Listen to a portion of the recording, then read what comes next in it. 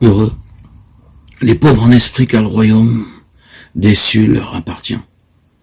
Heureux ceux qui, éclairés par l'Esprit Saint, ont appris à ne plus faire de leur pauvreté un drame, mais à l'accepter joyeusement. Car ils mettent toute leur espérance, non pas en eux-mêmes, mais en Dieu. Dieu lui-même sera leur richesse. Il sera leur perfection, leur sainteté, leur vertu.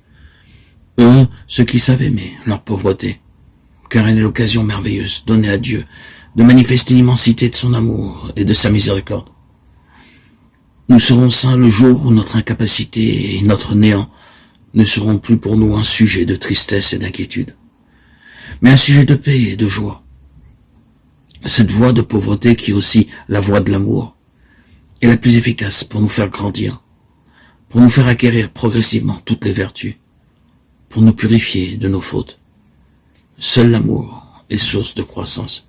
Seul il est fécond. Seul l'amour purifie en profondeur du péché.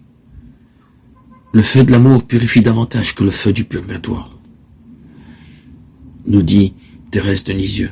Cette marche à suivre, basée sur l'acceptation joyeuse de sa propre pauvreté, n'est en rien une résignation à la médiocrité, une abdication à aspirer à la perfection.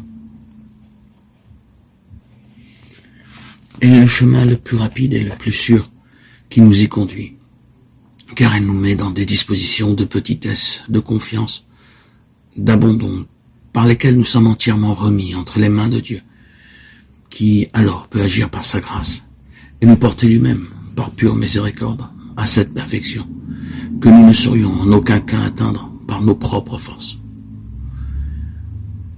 Avec patience et persévérance, et surtout sans nous décourager, si nous n'y arrivons pas parfaitement.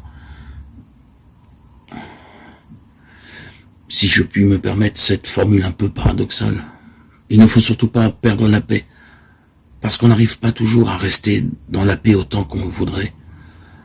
Notre éducation est lente, et il faut beaucoup de patience envers soi-même.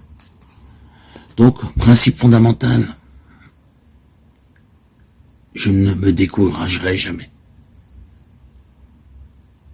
C'est encore une phrase de la petite Thérèse, qui est le modèle achevé de cet esprit. Retenons aussi une parole de la grande Thérèse d'Avila. La patience obtient tout. Un principe pratique très utile est le suivant.